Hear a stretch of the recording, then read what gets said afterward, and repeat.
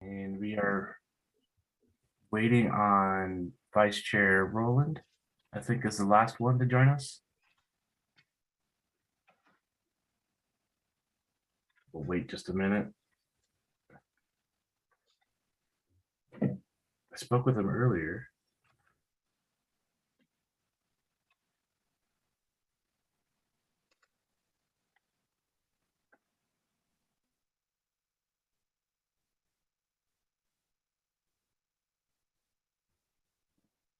So we've had neighbors complaining about the non-response or the fireworks going off in the neighborhood.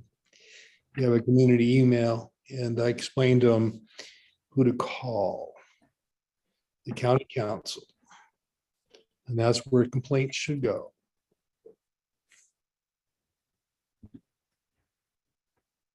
Hey there, Tim. Can we do a mic check with you?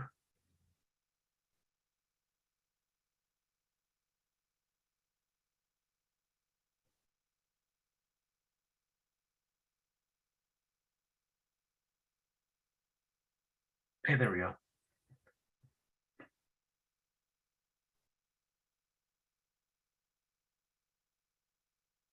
Tim, are you able to do a mic check?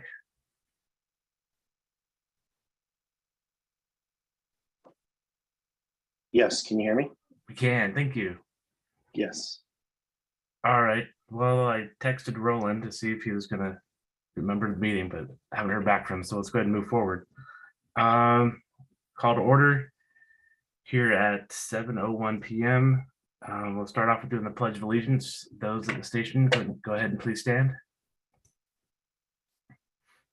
I pledge allegiance to the flag of the United States of America and to the republic for which it stands, one nation, under God, indivisible, with liberty and justice for all.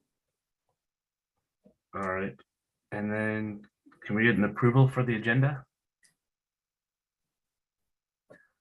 Chris, motion. Do we have a second? Commissioner Urban seconds. Any discussion? None seen. We'll go ahead and vote. All those in favor of the approval of the agenda, say aye. Aye. Aye. Anybody object? No objections. So that will be 6. The consent agenda. We have the healthcare EFT claims totaling $189,654.84. Another set of healthcare EFT claims totaling $135,478.74. And item C, claims vouchers 11853 to 11896, totaling $116,217.53. Do we have a motion? Commissioner Urban, do you have a second?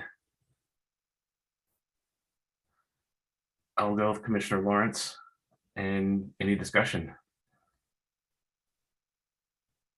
No discussion. Let's go and proceed to vote. All those in favor of the consent agenda as it stands, say aye. Aye. Aye. Aye. All those opposed by the same? Passes. All right, that's pretty quick. Approval of the meeting minutes. Do we have for the regular session on June 7th? Do we have a motion? Commissioner Urban, do we have a second? Commissioner Teoflack, do we have a discussion? Any corrections? None seeing. Let's go ahead and vote. All those in favor for the June 7th meeting, say aye. Aye. Aye. All those opposed? Melissa, did you need to say something? I'm sorry, I was just clarifying that you were taking these individually versus Yes. as a group. Correct. Thank you. And the June 14th work session, do we have a motion to pass those minutes? Commissioner Teoflack, and do you have a second? Commissioner Urban, do we have a discussion? Updates, amendments? None seeing. Let's go ahead and vote. All those in favor say aye. Aye. Aye. All is opposed by the same. Motion passes. Public comment. Do we have any public comment? Any attendees want to raise the hand? None seeing. Move on to Fire Chief's report. Assistant Chief Isotelo. Thank you, Chair. Good evening, Commissioners, staff, and meeting attendees. I would like to start up by thanking Chief Fitzgerald, Deputy Fire Marshal Dyer, Deputy Fire Marshal Sherman, and the Station 19 crew for attending the 3rd of July fireworks show in Montlake Terrace. It was well attended and concluded without incident. I would also like to thank all the board members that came out and participated in the 4th of July parade in Edmonds. It too was very well attended. Additionally, I would like to thank all the staff, the volunteers, and the crews for participating in the parade as well. South County Fire was very well represented. Moving on to the 4th of July operational report. We were able to upstaff one aid car from noon to midnight yesterday to assist with patient care and transport. We also had Bike 17 staffed during the hours of the parade and shortly thereafter to assist for emergencies in the downtown area of Edmonds. As all of you most likely experienced, the use of fireworks seemed to be greatly increased last night. Chief Fitzgerald and I were both present in the RFA until midnight to assist in responses as needed. Despite the volume of illegal firework use, I am happy to report that we had no structure fires and no serious injuries in the RFA. We did have a few small grass fires and a few shrub fires. All were quickly extinguished by either crews or by bystanders. Our crews assisted the city of Bothell and the city of Everett with structure fires that were quickly extinguished. Overall, our call volumes were not excessive for fire or EMS calls yesterday and last night. Chief Fitzgerald will be following up with more details related to the impacts of the RFA secondary to fireworks in a later meeting once the data can be collected and analyzed. Thank you for the opportunity to provide my fire chief's report this evening, and staff would welcome any questions from the board.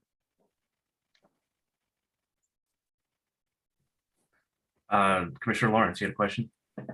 No, comment of appreciation. That has got to be the world's shortest chief's report. Commissioner Urban? Oh, Commissioner Chan, sorry.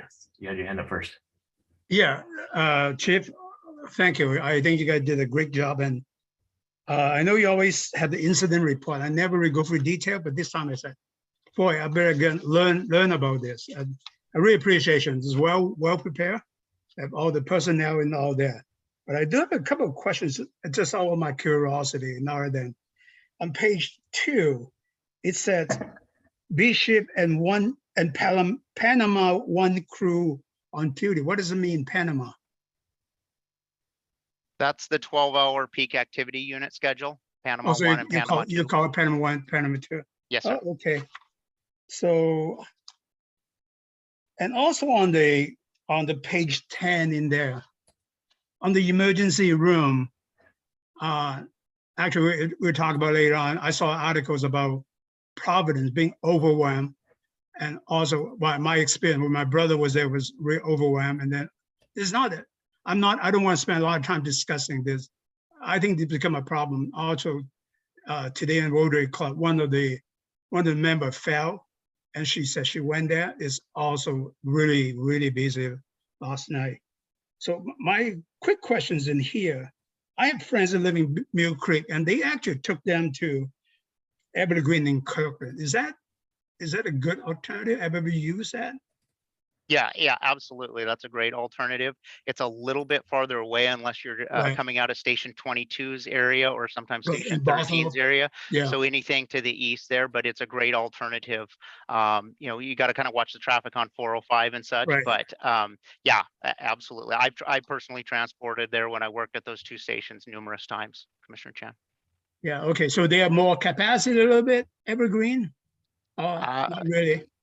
Not really. It seems like when one starts to get impacted, they kind of start to transition and it grows outward. And I think anymore when it's busy, it's just busy and all of them are busy. So. Oh, okay. Now we'll talk about the the Providence situation some other time, but it's a good report. Thank you. Thank you, Commissioner Chan. Commissioner Urban. Thank you. I wanted to thank, all of the RFA staff. Yeah, definitely well represented for the 4th of July. Had five out of 7 commissioners there, which was a fantastic showing. Support 7, and I was able to interact with some additional firefighters that were there for an interview with Schubert doing his fundraiser for the foundation. Just great day, great weather. I mean, it wasn't overly hot, but I understand we had at least 2 kind of heat stroke fainting incidents. One I actually saw as I was kind of tailing up the end of the parade, and we had a large amount of people there taking care of that individual and transported her. And so it's just nice to have all those resources there with as many people, and just thankful overall the event was safe. As we all have seen, it could not there was a chance that it might have turned out to be something like Highland Park. Just in this day and age, it's just ridiculous. So thank you to all of our firefighters, our police, and everybody who was there to keep it safe. So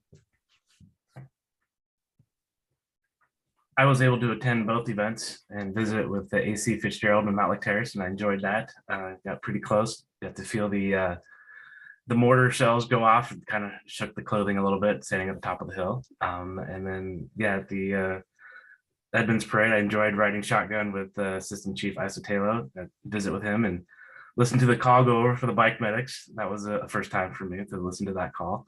But it was also a very good experience, and I appreciate the staff that showed up to be there. We had several apparatus there, including Christine. It's glad that she made it through with no issues. So, Commissioner Chan.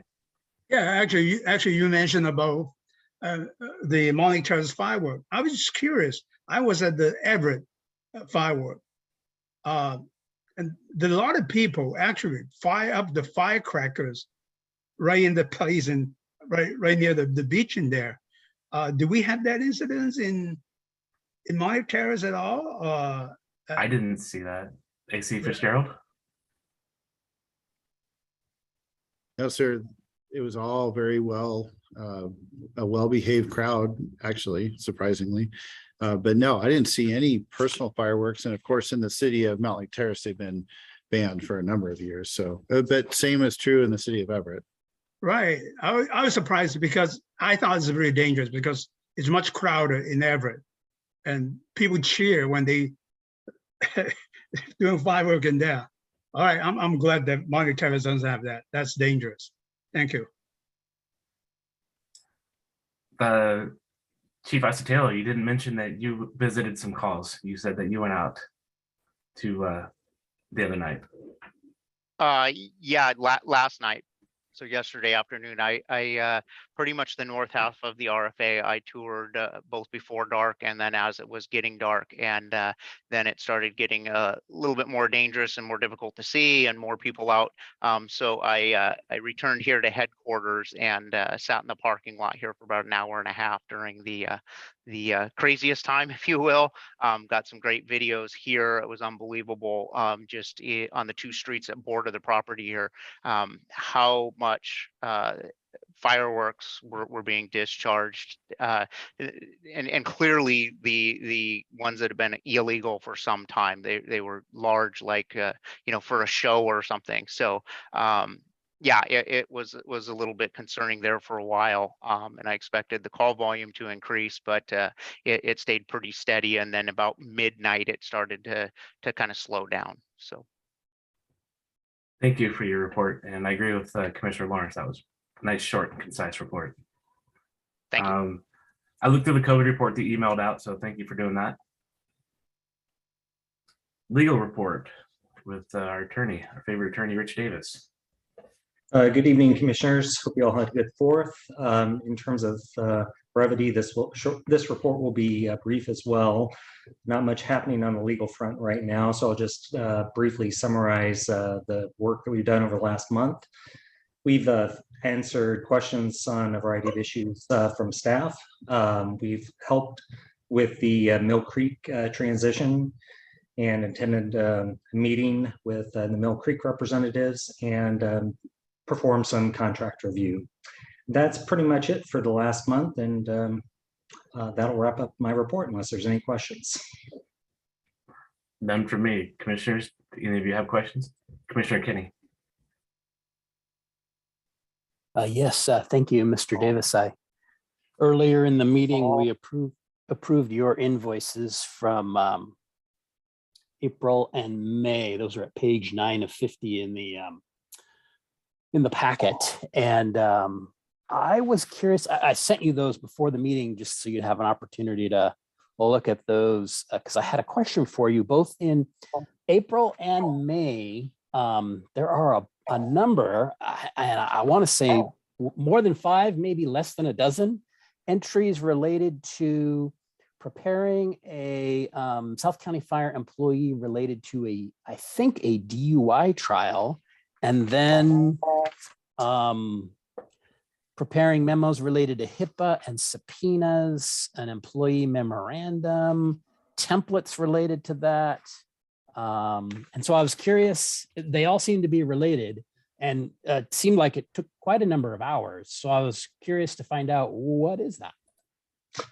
I don't know which injuries in particular you're referring to, but I know generally speaking that, and this is something I mentioned in my legal report last month briefly, it was decided that we would create some templates, because what happens is we get requests for our personnel to be interviewed by various individuals, by attorneys and by others, about certain calls that they responded to. And so we created a set of templates so that we just have, the staff doesn't have to contact us each time one of those requests comes in. There is, for instance, a letter to the individual that's making the inquiry. There's a letter to the employee about the request having been received for an interview, and the need, if they choose to engage in that interview. A lot of times it's their choice, because they can meet with these folks outside of working hours. And there's nothing that South County Fire can do about it, but we remind them that there are obligations to keep confidential information, protected health information, confidential. And then there is an internal memo that we drafted that staff can provide to the employees who've been contacted about their obligations to maintain the confidentiality of that information. So that's all related to that set of templates. I don't believe it relates to any particular incident or a DUI involving any South County Fire staff or anything of that nature. Right. I wasn't implying that a staff member had a DUI either on or off duty, but more that they might have been a witness in a DUI, like helping at a crash scene or something like that. But there were a number of entries, so that's why I was curious. But I think if it relates to that all sounds good. Okay, it does. I did have a separate question, but this one regards from your May billing last page. There were some items on there noted as May 24, 2022, that you reviewed the Reimer settlement agreement. And then on May 25, 2022, you had a conference with Ms. Hollenbeck and Chief Hovis regarding the Reimer settlement. And then on May 26th, 2022, you had correspondence with, I believe it's our attorney, M. Starks, regarding a revised settlement agreement on the Reimer matter. And I was curious if those dates are correct. I believe they are, yes. Okay. And so that in particular caught my eye because the board was briefed on that on May 3rd, 2022. And it was my understanding that that was a done deal. There was nothing that could be done, and it was resolved. And I know you weren't at our meeting, I believe, on May 3rd. So that's why I was particularly interested that these things are happening at the end of May, when I had a very different understanding from the first part of May. So can you tell me what's happening at the end of the May on the Reimer matter? Sure. And I wasn't part of the executive session on May 3rd, so I didn't hear that. But a settlement agreement was transmitted to us at some point later in the month, and so I don't exactly know what date I got it. but I think it would have been right around the 24th because I probably reviewed it the day that I got it, or the day, maybe it came in the day before. There were a couple of provisions in that agreement. It was a fairly standard agreement, but there were two provisions that I thought could be problematic. One was a non-disparagement provision, and the other was, I'm trying to think, a confidentiality provision. And so those, we obviously can't maintain the confidentiality of an agreement. And so that's problematic. And then non-disparagement clauses are always an issue for a commission, because by having that clause in there, and I talked with staff about this, it makes it look like we are paying for a gag order, right? That we don't want the individual bad-mouthing the organization. And so that's always an optics that I want the client to be aware of. You could have a non-disparagement clause, but then the question is, what is that? How does that appear to the public if we pay for that? So talked with staff, went back to the attorney who negotiated the settlement and sent us the agreement, worked with her on getting those provisions changed.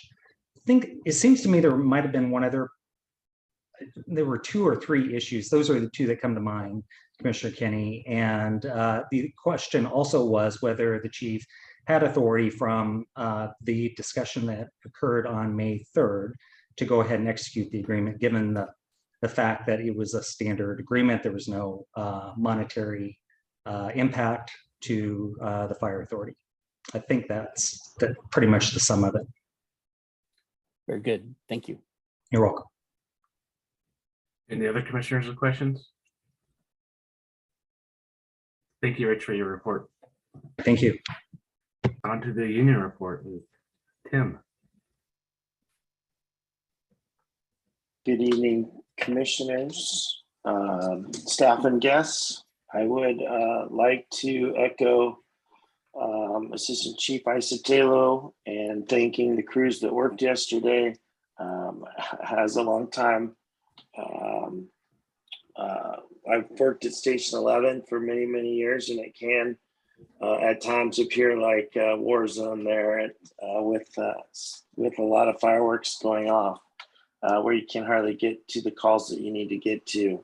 But I do think that we're starting to see improvement in the resolution that brought fireworks, making them illegal, when it's reported that there were no structure fires or serious injuries within the RFA. That's, for my recollection, been a long time since we've been able to report that. So I don't want to lose light on the fact that while there were still a lot of fireworks being shot off, we're making strides to improve this, and this is a long time coming. As for Commissioner Chan, I would love to talk to you about the hospitals and how busy they are and the issues that we face when we are trying to drop off our patients at the hospitals. There are no easy solutions to that, and I know that Chief Maxwell's probably been trying to work on solutions, but we are just seeing a hospital systems that haven't grown with the populations that we have, and it is an ongoing issue. And with that, I will wrap up the locals report. Thank you. Thank you, Tim, for the report. Commissioner Chan? Yeah, I think, Tim, I think you and I are on the same page now. I think that's my concern, because we cannot just drop them on the curbside, right? So that would tie up our units. And I'm really concerned, light rail is coming. So on a budget wise, they're going to take a lot of resources and traffic plus availability. We got to push. I was waiting until Chief Howard to come back. We got to have some kind of task force to on the regionalized to solve the problem in there. If not, we're done. It just combinations of traffic and not enough emergency room. It is a serious problem. Yeah. It is, and the local would like to work on that issue with yes the commissioners and staff. Yeah, this is not the first time. We've been talking about this, but the article on July 1st, I think I sent it to everybody. That really, a wake-up call for all of us. Yeah, thank you. Any other commissioners? No. All right, thank you for the union report. We'll go on to unfinished business, and we'll start off with the finance staffing structure budget amendment with the CFO Bothwell. Can I have a question first? You're not, yeah, Chief, CFO, you're not expecting us to approve today, right? We are asking you to consider action tonight, yes. Yeah, I'm really concerned because I look at the schedule. I mentioned before, I would like to see your revenue projection. You're not going to give a projection until next week, right? So That's I correct. think, yeah, I would like to, maybe I need a motion to, I don't know, the table, but I really more comfortable if I don't even know how much money are coming in. It's very difficult for us to approve both budgets on the finance and human HR resources. So I don't know, Chair, I don't know what you want me to do. You want to make a motion to say table it until the third meeting at least, or even further? All right, I'll go ahead and make the motion that. All right, there's a motion to table portions A and B of unfinished business. No, I think we can talk about it, but I don't want to take action. And that's my concern. I think the logic is that we don't even know how much money we come in. I cannot also budget, but then I also, I definitely on the finance staff part of it, I agree. We probably, if we want to do it, we have, because that's well known in the discussions. I would support this, but on the human resources, I don't think the urgency needs to be done right away. Commissioner Urban? I'm not in agreement with commissioners creating the roadblock to actually voting something in after we've heard the topic and heard from staff. It kind of advanced saying, let's not vote on this because there's not enough information before we've heard the information. You're just putting a roadblock in place, trying to stop us from hearing the information. And if a commissioner at that point decides, yes, that seems worthy, I'd like to make a motion, by voting in advance of even hearing, you're kind of stifling and stopping them. I don't agree with that kind of an action. So I definitely will vote no against pre-deciding if we can vote on something or not. Wait, I was indicating the last meeting already, or last meeting, I said, I really need to see the revenue projection before I want to make any take action. So anyway, I think I have the motions on the floor, and someone else second it, and then we have little discussions. I second it. It's been moved and seconded that for unfinished business, that items A and B be moved to the next meeting. Any further discussion?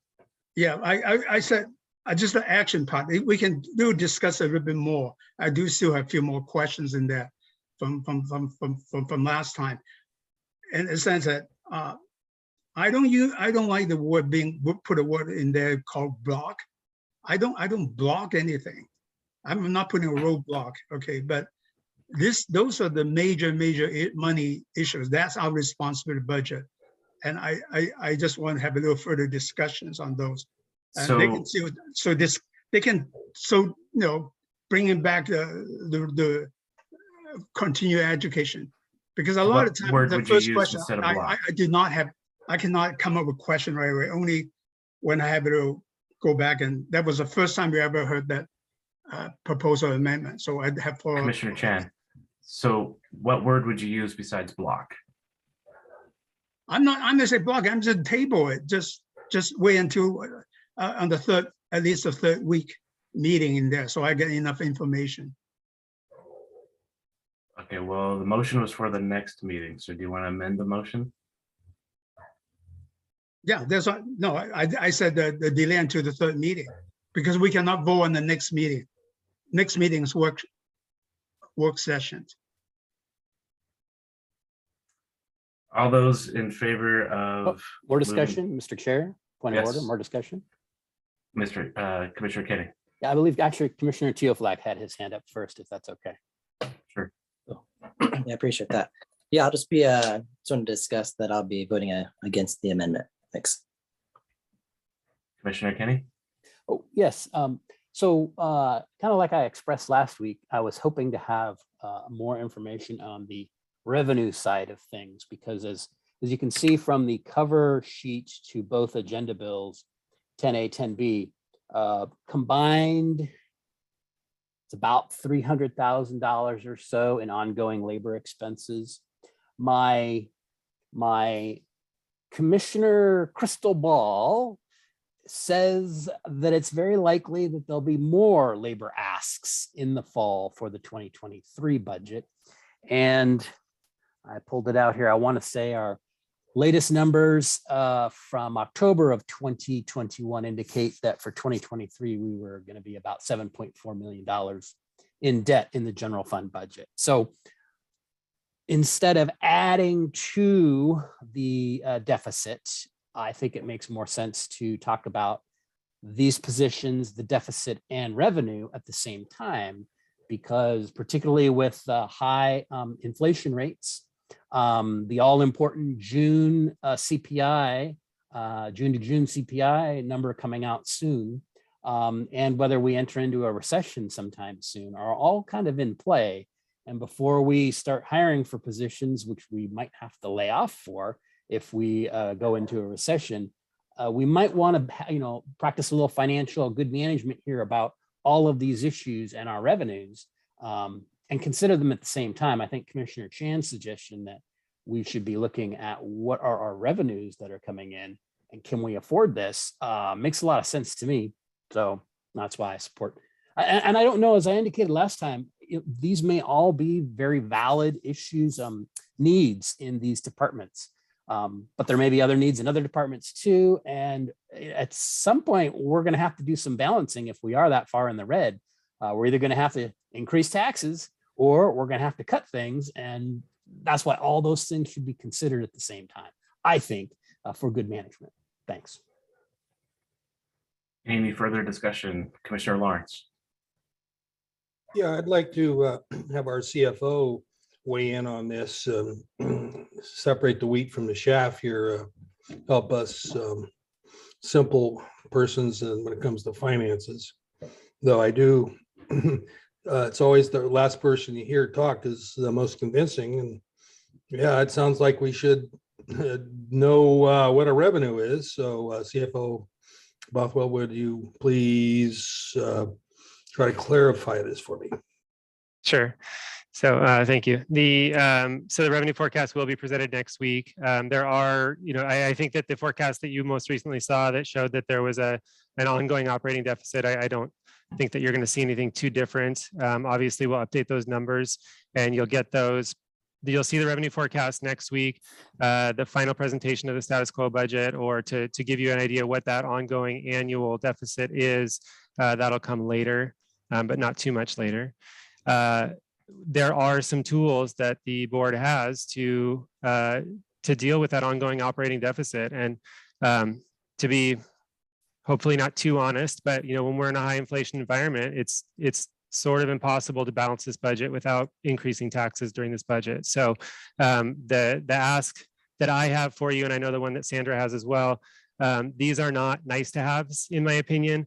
This is about risk mitigation and shoring up making sure the capacity that we have in the finance division is adequate to actually do what we need to do to demonstrate good stewardship to the community that we're serving in terms of how we handle our finances with internal controls and doing all the things that we need to do in this regulatory environment. So I would not describe this as a nice to have, but there is, I can't dispute the fact that it's going to be really difficult to balance this budget with existing revenues without looking at some of the GEMT that currently is going into capital or was kind of diverted over to the capital fund, or looking at some of the other tools that we have to increase revenue. So, and the other option, there's always two options. You can raise more revenue, or you can look at levels of service. And that would be obviously the other side of it. If you wanted to look at the services that we're providing, the programs, the levels of service, those types of things, that would be another option to balance this budget. But I can't speak for Sandra, but for my item, I would definitely not describe this as a nice to have. This is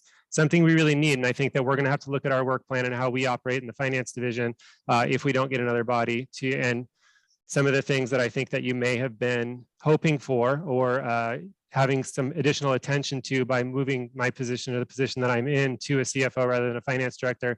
I think we'll have to have a discussion about whether or not we can actually satisfy some of those things that you'd like to do. So I hope that wasn't too honest, but those are my thoughts on that. No, much appreciated. Thank you. Yes, thank you for your input, CFO Bothwell. Vice Chair Rowland.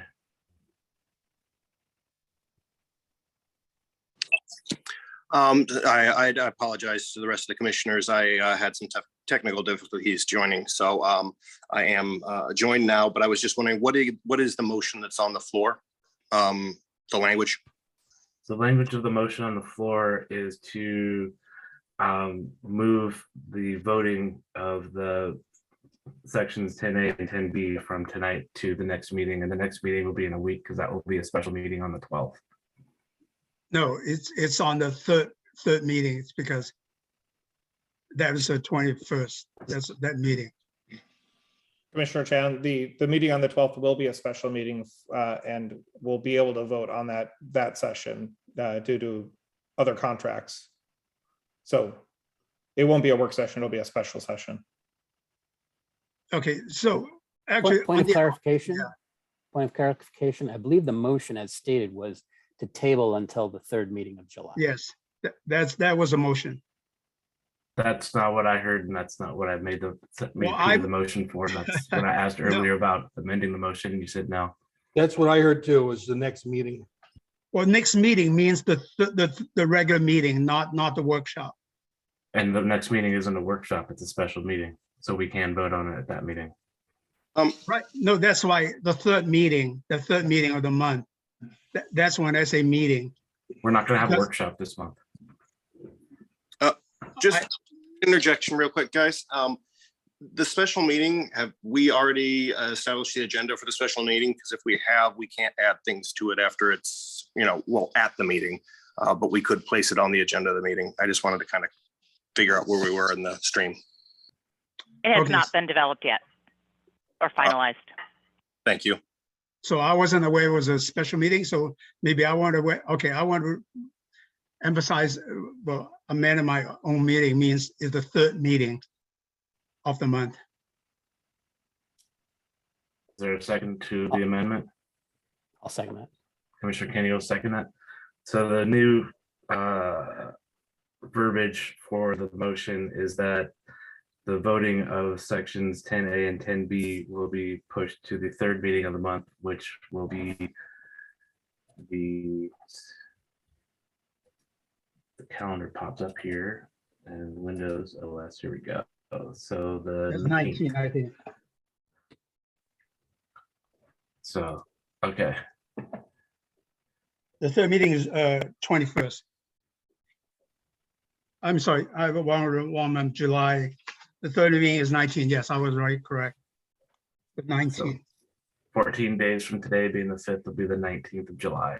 July. So actually, but you don't mind, I ask a question for CFO too. And also I read that you also going on the next workshop meeting on the 12th, you also capital facility plan discuss about that too, right? We will get back to that. Right now, we're focused on the motion on the floor. Is there any further discussion for the motion on the floor? That's a good information for me. That's okay. So seeing no further discussion, let's go ahead and move forward with the vote. All those in favor of moving this, voting yay or nay on the positions to Tuesday the 19th, signify by saying with your hand, saying aye. Aye. Aye. I see 2, and those against with the same aye. Nay. So that's 5-2. Motion fails. Okay. CFO Bothwell, can you continue on with what's left of your report? I feel like you gave a chunk of it already. That's the extent of it. I just wanted to welcome any questions that the board members had about, or the commissioners had on this item. Okay. Any further questions for CFO Bothwell? Commissioner Chan. Yeah, actually, I support what your budget, because it was right. It was correct that we already have that supposed to be a finance manager, that type of thing we talked about before. Actually, when you come on, I encourage you to look for it. But I assume that you're able to, you're the one who said that you take a look at that to see how it goes. So I just want to make sure that that financial manager is enough for you to continue running the position. Do you anticipate any additional staff at all? Great question, Commissioner Chan. So, no, I don't at this time. We're going to do the best we can with what we have. I think that a lot of the issues that we're dealing with in terms of the regulatory issues that we're dealing with, internal controls, having backup for critical functions like payroll, I think we're going to be able to accomplish those at this time with one additional staff member. And I apologize, one of the things I did want to kind of speak to just really quickly is Commissioner Kenny had mentioned last week that revenue back proposals, 2 weeks ago, are very popular. And when they come along with some revenue, and one of the things that you're going to see next week with the revenue forecast is that there is investment income that is showing in the revenue capacity report. And I think that we could probably cover the funding for these positions with a change to our investment policy that would require additional staff to be able to implement that. So it's not a one-for-one, and it's not what I'm trying to do with this add, this additional staff member, but it is something we would have enough capacity to do that. And I think it would kind of meet the objective that Commissioner Kenny had mentioned last week as well. So when the revenue forecast comes out next week, you'll see I've been working on that, and there is an item in there that would provide funding for this that we would be able to implement if we got this position tonight. But I think I want to emphasize on that. Not only that, I think the reason I'm the one to suggest a long time ago, I think the capital facility plan, we can use some of the money currently, but the bond money, we don't need to, some of the money on the GMET, instead of completely go into the capital facility, and we're not going to just go into the operating fund. I think that will help a little bit, but I still want comfortable to know what your revenue is look like before I make the final decision. But I'm supporting you, because that is not coming from all of a sudden. It was playing a long time, and then that person will free you up a lot of the accounting part of it, the nitty-gritty type of thing. Is that correct? That's correct. Thank you. Yeah. Is there a motion to adopt staffing resolution 07052022-11? Commissioner I make a Chan, motion to adopt that. and there a second? Commissioner Lawrence? It's been moved and seconded. I think we've had enough discussion. Can we go ahead and proceed to a vote? All right. All those in favor of the motion signify by saying aye. Aye. Aye. All those opposed by the same? No. 6 ayes and 1 no. Commissioner Vice Chair Rowland, was that a? It's an aye, sorry. Okay. So the resolution passes 6-1. And item 7B, I believe it's equally as important as CFO Bothwell's.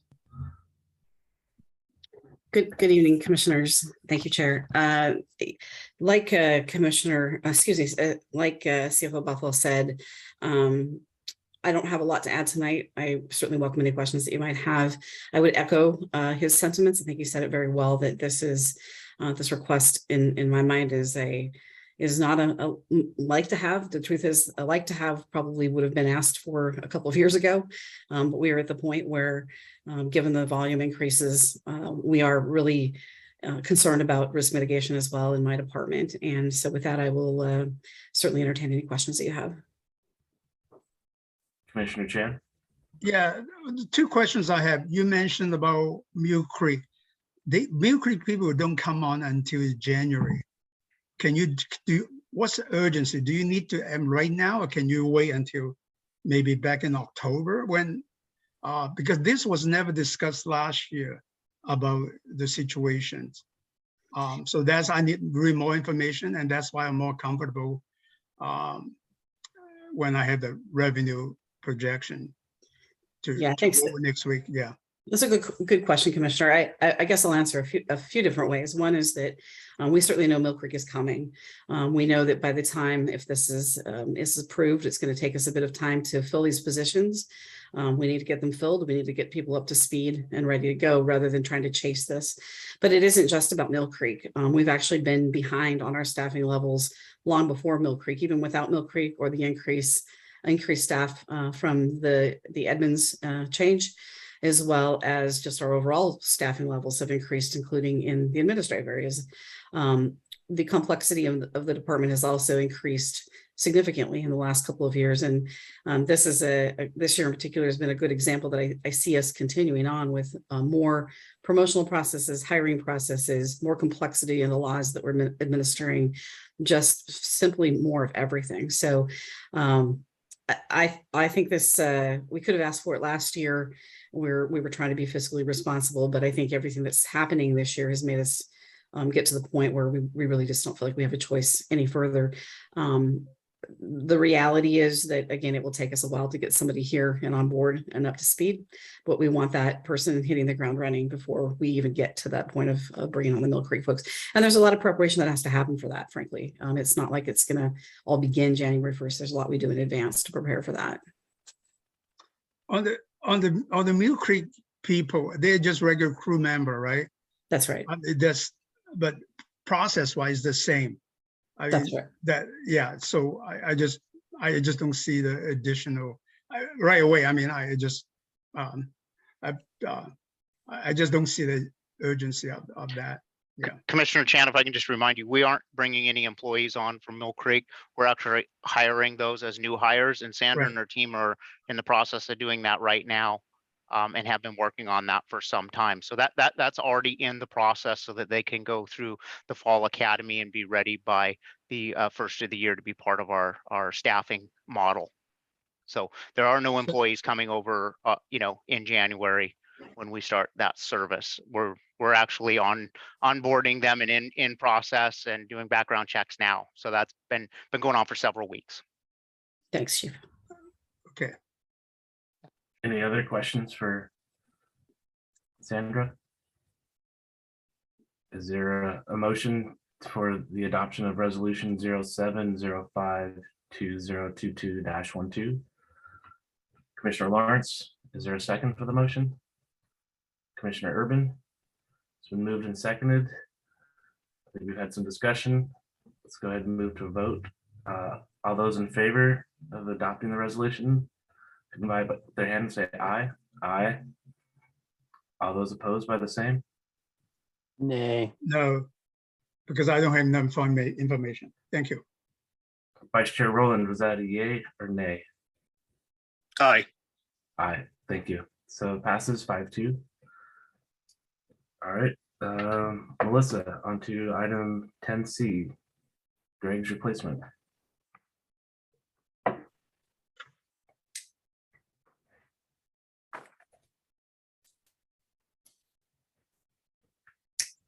I just wanted to update the board to let you know that there have been no applicants thus far for the Commissioner 2 position.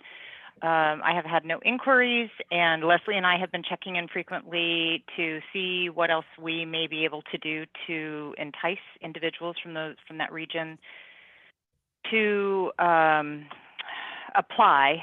One new thing that I did is place a combination print ad in, or a a display ad that for Mukilteo for 2 insertions, Edmonds for 2 insertions in the Beacon, and that includes the online Mill Creek web ad. They do not have a print edition, and that will run through the 7th or through the 4th. Let's see, the contract will complete on that on the 16th. It'll be over the morning of the 16th.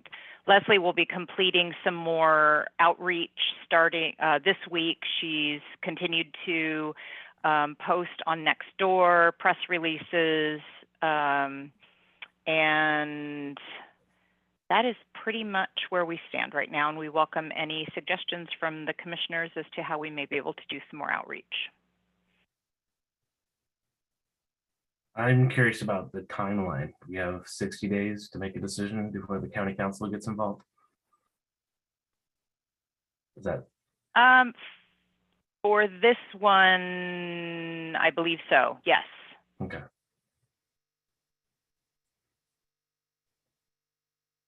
I can't think of any further social media outlets. Any other commissioners have any? Commissioner Urban? Just to confirm that the deadline is the 15th for applicants. I know I've reached out to some people in the community, and I'll reaffirm the date. I know it's like homework, everybody waits till 14th to do it or to submit it. So, and we've seen that with past applications where we get some that show up kind of at that last minute. So I don't think we should be too disheartened, and I've seen the ads out in social media and other spaces. So Commissioner Chan? Oh, no, I had nothing. Okay, I just saw you go unmute yourself, so I assumed you were going to say something. No, thank you. Yeah. All right, I don't have anything further to add. We'll go on to item 10D and bylaws update. And I know that also Micah had something he wanted to add after you two.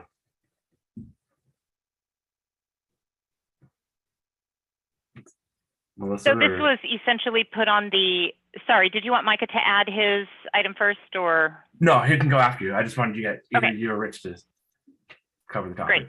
I can go ahead and turn it right over to Rich. This is really, we wanted to present this memo to you early enough so that you had an opportunity to take a look at it, and Rich could answer any questions.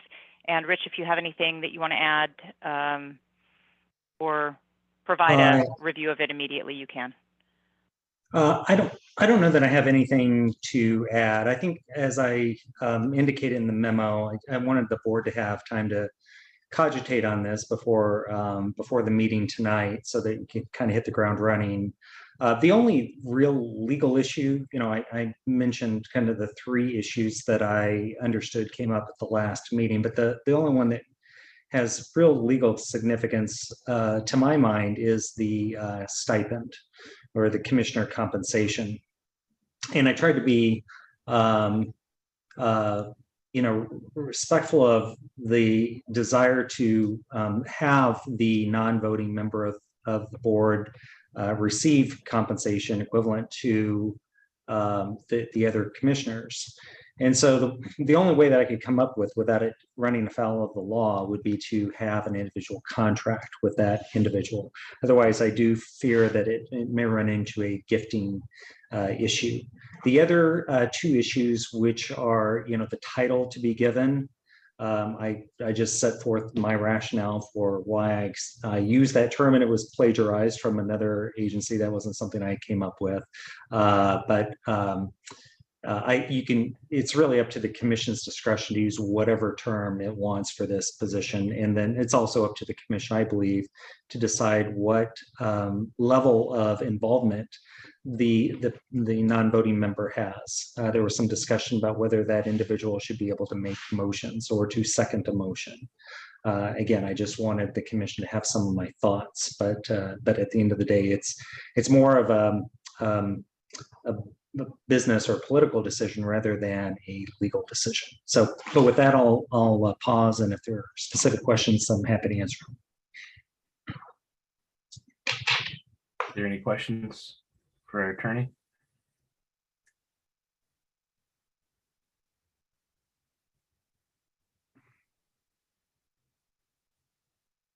Commissioner Kenny, I think you're researching something to ask a question. Is that?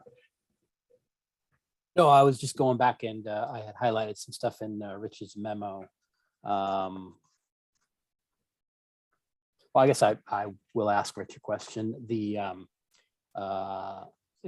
I know from your memo, you indicated that you went back and reviewed the meeting, the video of the meeting.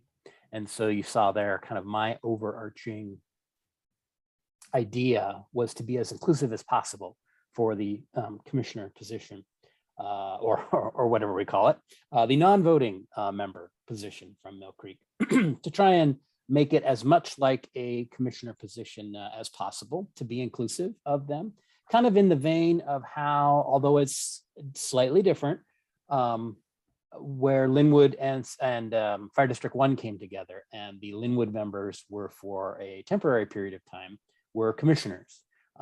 A little bit different, but I wanted to try to get to something that was inclusive as that, so that they could be as involved as possible. Obviously, they can't vote. That's one of the preconditions, but making motions, seconding motions, that would give them a little bit of input. Sitting with the board in everything, regular sessions, executive sessions, etc. But also the compensation piece, that they get their $128 a day that they do work on behalf of South County Fire, mileage reimbursement, ability to go to conferences, just like anybody else. And then I saw, where you indicated legally that couldn't happen, but I liked it. You looked for an alternative there, which is we could set up a contract essentially with them to compensate them for those things. So I think that's a good idea. I think we should do that so that they can be, again, my idea of them being as inclusive as possible. Let's treat them as much like a commissioner as we can, because we want to welcome them on board, our board, and not have them be a second-class commissioner, shall we say, that they should be as involved as possible. And that's what we promised them, although we didn't lay out all the fine points of how that would happen. I'm coming from the position of, let's make it as inclusive as possible, to have them on board and not do less than that. We can do less, but I liked your contractual idea of a way to address the compensation issue, because that becomes an issue when they have to drive, or, they're spending time with us. They should be, I think they should be essentially treated like us. So I kind of felt like you, one way or another, met all these different ideas that I had regarding inclusiveness, and that we could possibly do it. My thought, a little bit contrary to yours, about the commissioner position is, it's really easy to call everybody that are commissioners here commissioner, and then to have somebody called liaison, liaison Smith as opposed to Commissioner Smith. It would work a lot better verbally if we were able to just say, Commissioner Smith, even though Commissioner Smith is commissioner non-voting, which is different than commissioner. So that was where I was coming from with that, kind of the ease of operation of the board, as opposed to a absolutely different title. But I could see how that, that differentiation does potentially could have some benefits too. So thanks for that memo. Thank you. Vice Chair Rowland. So I think we're getting into some gray area that could definitely land us in at least questioning, if not trouble, even with the contract. I mean, I can't see that the state legislature ever intended the commissioners to add more people to the board, whether or not they got a vote, and then start paying them the same thing as a commissioner, and then calling them commissioner. I think that just steps outside of where we really are at, with the intent behind the legislation. Though I can't comment for the legislators. It just seems natural. Beyond that, I think we have to be careful. Having someone called commissioner, referring them as commissioner, does give the impression that they are elected and or appointed through our appointment process, when they really aren't. So having a distinction there in title, I think, is beneficial. It prevents confusion when it comes to the public, and any other people that want to make hay over the fact that we appointed a commissioner, but it's not really a commissioner, and called him commissioner. And you know how people can be. So I think for that reason, I don't support the inclusion of compensation in that. I do think right now that Mill Creek doesn't have representation, as a current contract city would. But we do have our board structured in such a way that we have 2 at-large positions. And those at-large positions are supposed to look out for all of the voters, in the district. And, those would include the Mill Creek voters right now. So having someone on board, I don't like the term liaison just because, I don't know, having an A and then an I and then an A in the word is kind of weird. But no, I think last time we talked about calling them just on the Mill Creek, like an advisor to the board. And I think that would be appropriate. I don't think we have to do anything special to include them in our executive sessions either. We already include people that aren't on the board in those executive sessions, whether it be the chief or whether it be, Ms. Blankenship or anyone. We can choose to let someone attend an executive session. That is, our inherent power underneath parliamentary procedure. Anybody that needs to be in the conversation, they're still subject to the same, requirements, but so I don't think we have to kind of overthink this. And I think that's kind of where we're going right now. And I'd like to see us just simplify this if we could. I echo Vice Chair Rowland's position. Commissioner Lawrence. Yes. Last time we talked about this and beat our chops for extremely long time about it. I said, why are we doing this now? Mill Creek hasn't indicated what the heck they want to do. So we wasted more board time, and let's wait to see what Mill Creek wants to do about it. And then maybe we could talk it over. I don't know why we've done this twice now, but I do kind of agree with Commissioner Rowland there. So anyway, I wish we could stop talking about this until Mill Creek indicates what they want to do. Thank you. I don't know if there's an action item for tonight on this topic. Is there, Melissa?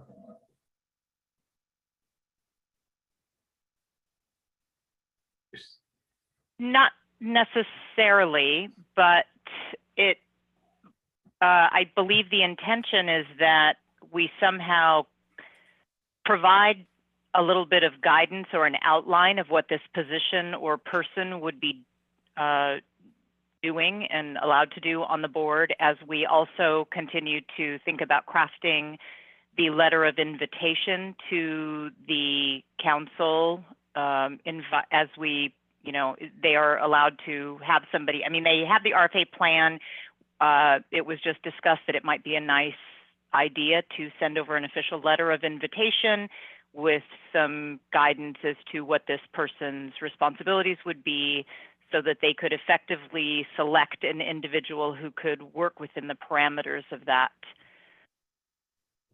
And that's, I believe, what the intention was.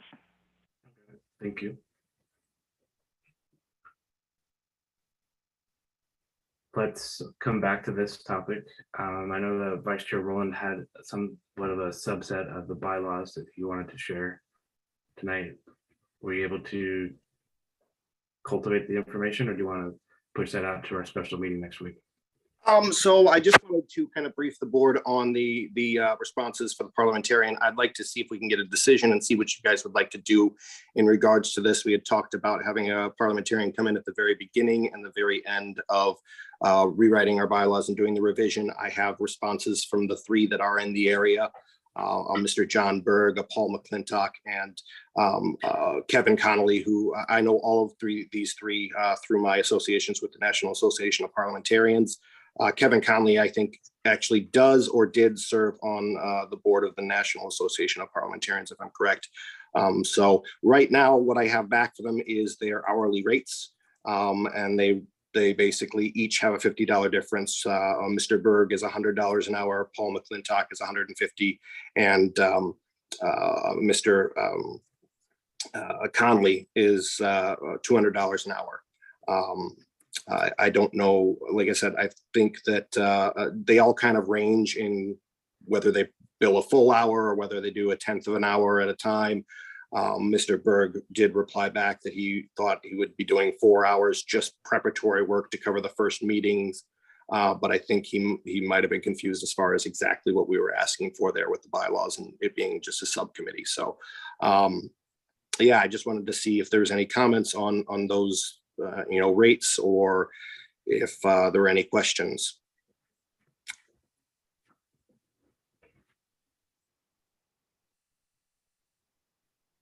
Commissioner Chan. Oops, you're muted.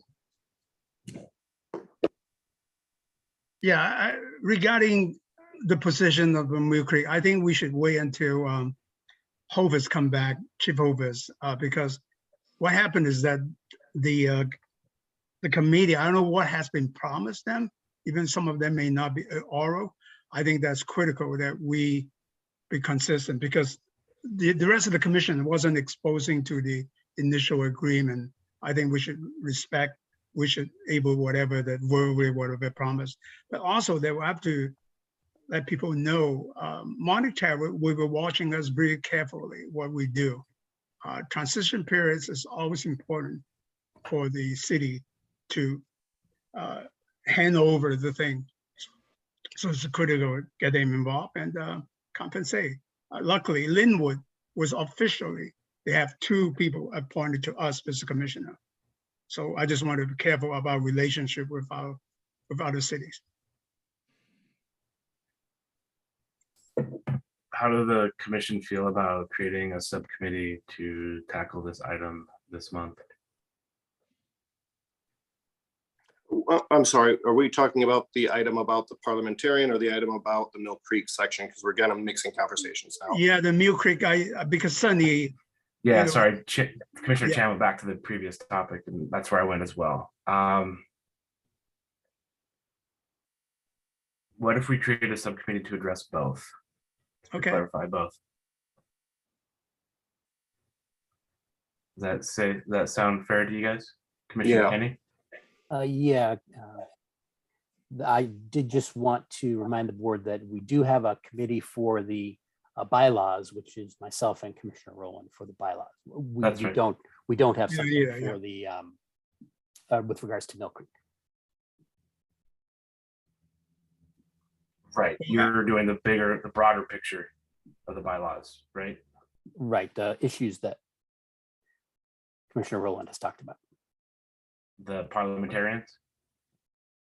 as it relates to bylaws revision. Yeah. Okay, so then a subcommittee for the Mill Creek person as a sub part of the bylaws. No, actually, Chief Hope has already asked to have a committee for intergovernmental committee to deal with that. I don't remember that an intergovernmental committee to deal with that topic. Yes, he did, and I even make my I volunteer to be on that committee. Commissioner Kenny? Chief Hovis's ad hoc committee request is on the agenda for the next meeting. Yeah. Thank you. Was that Commissioner Urban? Was that what you were going to say as well? Okay. Vice Chair Rowland? Same here. So yeah, I think we can kind of table that thing, that portion of it. If everyone's in agreement. As far as the parliamentarian, since it's just Commissioner Kenny and I that are on the bylaws committee right now, if someone could join us just to get the information and basically make a decision on the parliamentarian. So we have 3 people on that. Chair Daniels, if you're available, that way you kind of, if you have any questions for them, you can do so. That would work for me. Just to basically interview or send across any questions we have and then decide on somebody, or at least bring back to the board to decide on the person a recommendation. Commissioner Kenny, or Chan rather, sorry, would you be interested in serving on that? So what? Would you be interested in serving on the bylaws subcommittee for the parliamentarian? Yeah, filter? sure. Okay. Yeah. All right, thank you. All right, that rounds that topic out. And then, so let's move into commissioner comments, section 11. Anybody have anything? Commissioner Chan? Yes, I thought I just compliment to Commissioner Urban. When they started the parade, he was so relaxed. I I look at him, I say, why so relaxed? He's running around crazy radio and everything. So he must have a lot of good help and volunteer there. I know a couple of volunteers in there too. So I was compliment to you about a well-run parade. One thing another, I was surprising. Chief Isatola, Seanery basically give us a little beginning, say what to do, and also tell us in case of urgency, such a shooting, whatever, come back to the 17 and make sure that you're okay. I kind of like, oh yeah, you're over to worry. And guess what? By the end of the parade, we finished, and Seanery showed me the one in near Chicago, the shooting. Parkland, yeah, that's Everson. I went there a few times in there. That is crazy. But nowadays you have to think about everything. So that's the world we're living in. And so Commissioner Urban, you're going to Illinois. How far is the resort from that? Not very far, unfortunately. Highland Park's, 40 minutes away, pretty close. Oh gosh.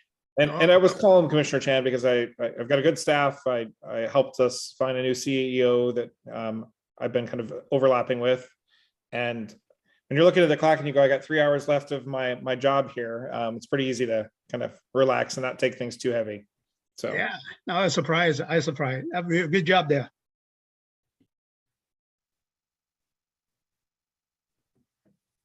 All right.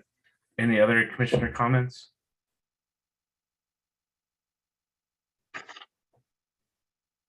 Okay. I just want to again thank the staff that showed up to both the Malik Terrace fireworks as well as the Edmonds parade. Thank you for doing that. Let's go ahead and take a quick Melissa, do you think, how much time do you need in order to get Dan online? Well, he just responded that he is going to try his hardest to make himself available at 8:20, between 8:20 and 8:25. So I'm going to keep in touch with him, and so if we could maybe take a 10-minute break, that'd be great. How about 18 minutes at 8:30? Would that be too much time? Oh. If everybody's fine with that, we can do that, and I'll let him know 8:30. Is everybody good with that? We do Yep. an 18-minute break to Good. 8:30? Yep. All right, we'll go ahead and do that. We'll adjourn till 8:30, and then we'll move into executive session at that time. Thank you.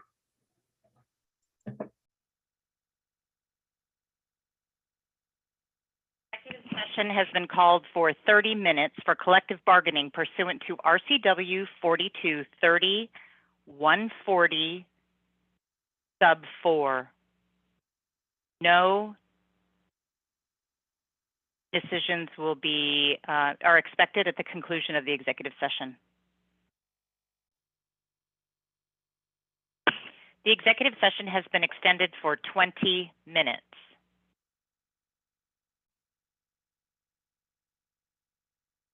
The executive session has been extended for 10 minutes.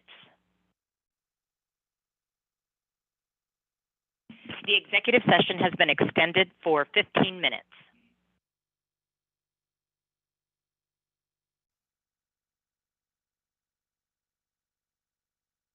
The executive session has been extended for 15 minutes.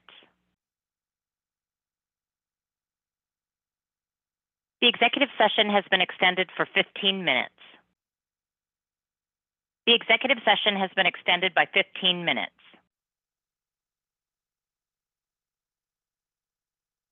The regular meeting has been called back to session at 10:30 p.m. and without objection, the regular meeting of the South County Fire Board of Commissioners has been adjourned at 10:30 p.m.